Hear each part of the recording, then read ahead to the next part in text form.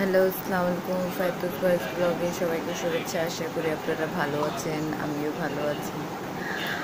আজ রাত্রে প্রায় 12টা, 12:30 বাজছে। আর এখন বৃষ্টি, খুব সুন্দর ওয়েদার।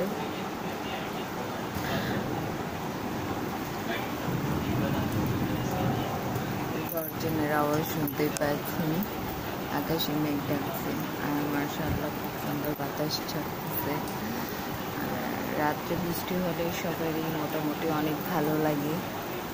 তো আমারও খুব ভালো লাগে। আল্লাহ একটাই দোয়া, আল্লাহ সবাইকে যেন সুস্থ রাখে। আর এই বৃষ্টিটা আমার কাছে খুব ভালো লাগে।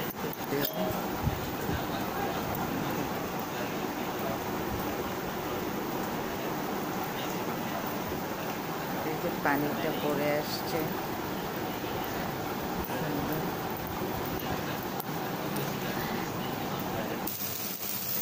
আর এই রাত্রের বেলায় আমি একটু ঝাল ঝাল করি। বুঝতেই পারেন প্রেগনেন্সির সময় অনেক কিছুই খেতে ইচ্ছে করে।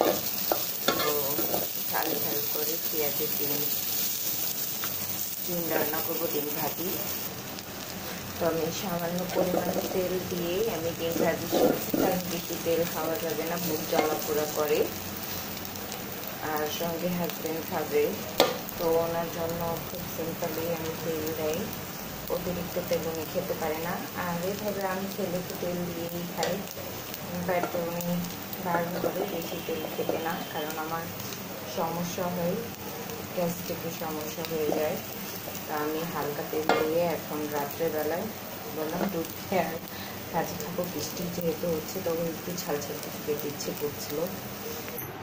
তো আমি এখানে তৈরি করে নিয়েছি ডিম ভাজি, দেখতে পাচ্ছেন। আর এখানে আমি টক দই নিয়ে নিয়েছি, কারণ টক দই মিষ্টি দিয়ে খেলে আমার ভালো লাগে। আর এখানে আমি পেঁপে ভাজি আর এই যে রুটিগুলো নিয়ে নিয়েছি। তা এখন খেতে যাব।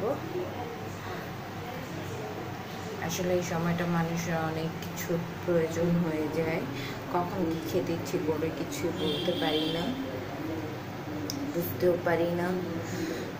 মেয়ে মানুষের জীবনটা কি অন্যরকম।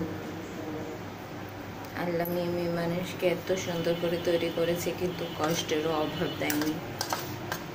সবার ভাগ্যে তো আর সুখ সবসময় জুটে না।